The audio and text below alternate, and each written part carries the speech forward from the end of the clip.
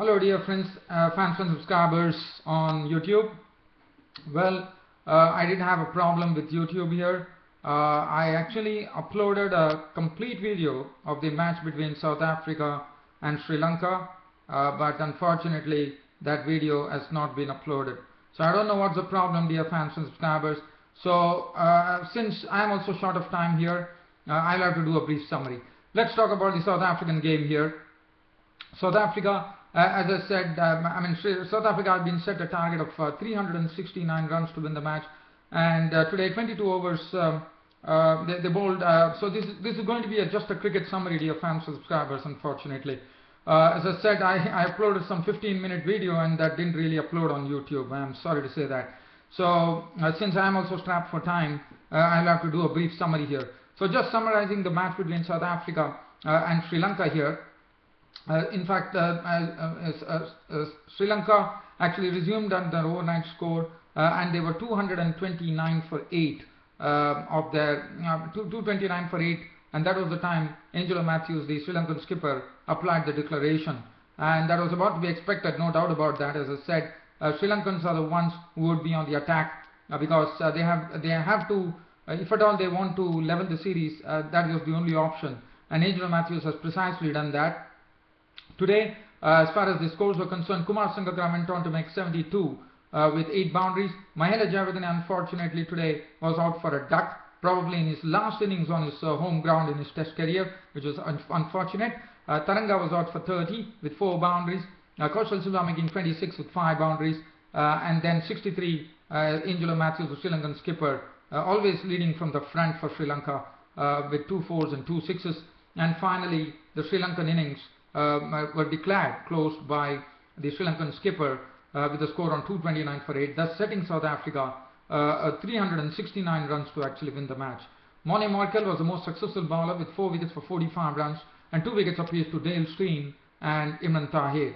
As far as South Africa were concerned, well, what one saw today was that Suranga Lakmal, the pace bowler, was not in the mix at all. He was not used at all because what Angelo Matthews realized is that the only way to actually win the match against South Africa is with spin, and he was absolutely right, as this pitch has definitely turned in a minefield of a pitch, because Rangana Herath and Dilruwan Perera were the ones who were actually bowling with the new ball, and they were the spinners. Not a single pace bowler was used today.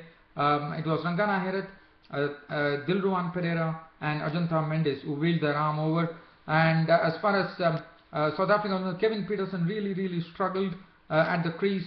As I said, the ball was really turning. There are a lot of cracks outside the rough, outside the left-hander's off stump, which is making the ball turn. Also, there are balls which are pitching and actually turning in absolutely into the batsman.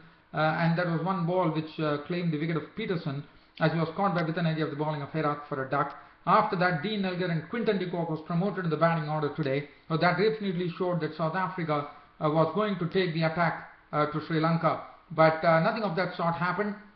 It was not easy to bat on this pitch, and Dean Elgar finished not out 13th, Quinton de Kock not out 21, and I think South Africa faced with a target of 369 runs. They have still under 331 runs to actually win the match, and I'm sure Quinton de Kock and Dean Elgar would have been very happy that rain came to their rescue, and before there were another 22 overs left for the day when play was called off because of rain. And South Africa are faced with a very daunting prospect on a minefield of a pitch. Let me tell you, the ball is turning absolutely square, the ball is jumping around. It's not going to be easy for South Africa. I'm prompted to say that Sri Lankans are the definite favourites tomorrow if rain is going to really stay away. But for South Africa, if they could actually win the test match tomorrow, I think that would be a great job done by them. Not only that, they would also retain the #1 ranking as far as test cricket is concerned.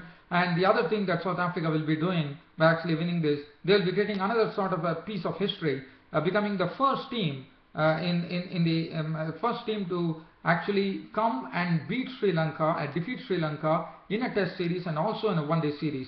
Whether what is really going to happen will be known on the 5th and final day. So let's shift gears from here. Let's go on to the 3rd test match of the Investec Test series between England and India. As far as England and India were concerned, India were definitely crippled.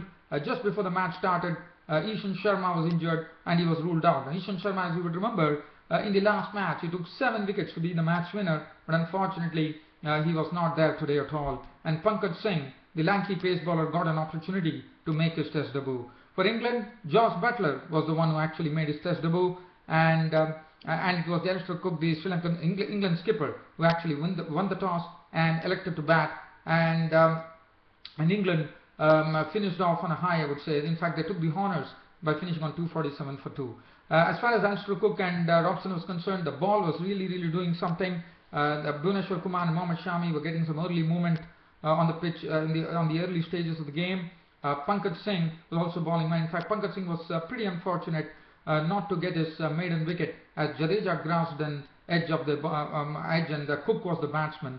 And Cook really with that reprieve slowly prospered in a big way, as even though he couldn't do much, he was really shaky at the crease in the initial stages, and then Sam Robson looked pretty good as far as stroke making was concerned. In fact, he scored 4 boundaries in his knock of 26, and let me tell you, all the boundaries were scored through the cover region, and then Mohammad Shami had him nicking to Jadeja in the slips, and he was gone for 26. After that, it was a wonderful partnership between Alistair Cook, who was searching for his form, definitely found his form, and Gary Ballance also combined very well by playing some wonderful strokes. Gary Ballance and it was Alistair Cook, and Alistair Cook also really chiseled in, both of them chiseling in a partnership of 158 runs. Definitely Gary Ballance was more attacking than Alistair Cook, and Gary Ballance really showing what class he is by actually hitting some good strokes through the point region and also through the mid-wicket region. And Gary Ballance went on to make his 3rd Test century in his very short Test career span of 6 Tests, which really talks a lot about Gary Ballance. And this partnership of 158 really brought things on a very good level for England.